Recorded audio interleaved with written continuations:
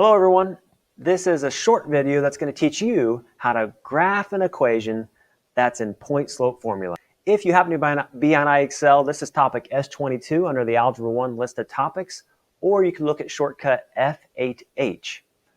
Let's jump right in. I'm going to teach you the number one reason people miss these problems. Here we go. So if you're forgetting how to do this topic, how to use point-slope formula, you should check out my video S.23 that talks about how to write an equation in point-slope formula. Assuming we've learned how to write the equation, let's write down what usually they give us to write the equation. They usually say, here's a slope and here's a point that the line must go through, and then we plug in those values. We call them the x1 and the y1. So in topic S23, we learned that the formula for point-slope formula says this. You have y minus, and then they say y1. That represents that first coordinate that you know the line goes through. And then they say this is equal to the slope times x minus x1. Now this formula, you can memorize it stressfully, or you can let it make sense to you. It is the slope formula. It's y minus y1 over x minus x1. You can derive this formula right from the slope formula. But if we know the formula, we can go ahead and start writing out what these values are. Our m values, it's the negative 1/3. Okay, the next step is the number one mistake for this problem that I've seen over watching thousands of students do this. It's knowing what the real coordinate was that they plugged into the formula. The original formula says you have x minus, and then you plug in your x value of the first point. So what did they plug in order to get x minus 2? Didn't they plug in a positive 2? They did.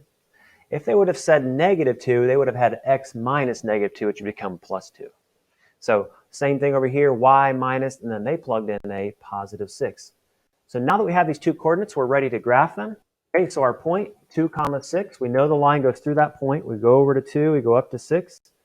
And then we take our slope, and we think of slope as being the rise over run. It's how steep something is. The negative tells us to go downward when we think of the rise and run going up or down.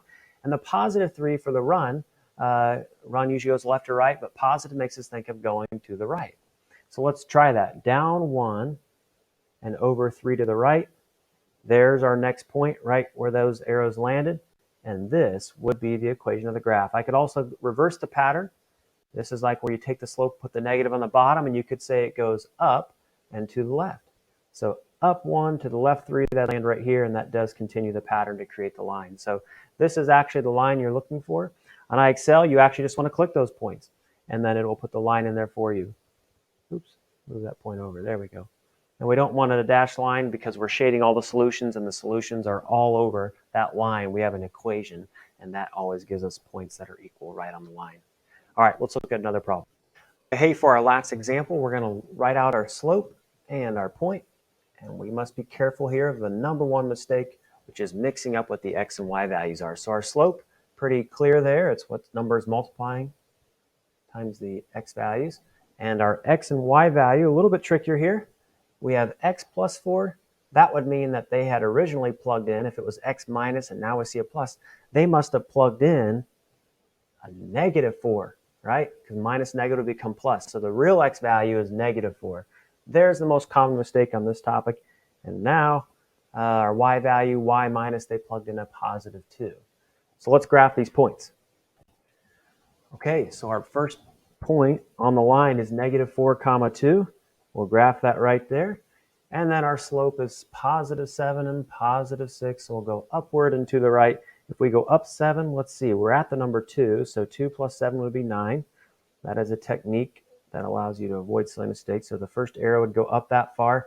And then the run goes over 6. We're at negative 4. If I go negative 4 plus 6, I'd be over at 2. So that would land me about right there. All right, so there's the two arrows. But the actual line we'll want to click with our mouse. Click this point, and there's our line. Hey, that's going to conclude this topic for us, so we're going to let you guys go ahead and try these yourself. If you have any questions, make sure to reach out to me. Also, if this video has been helpful to you, why don't you go ahead and click subscribe so you can get more of them.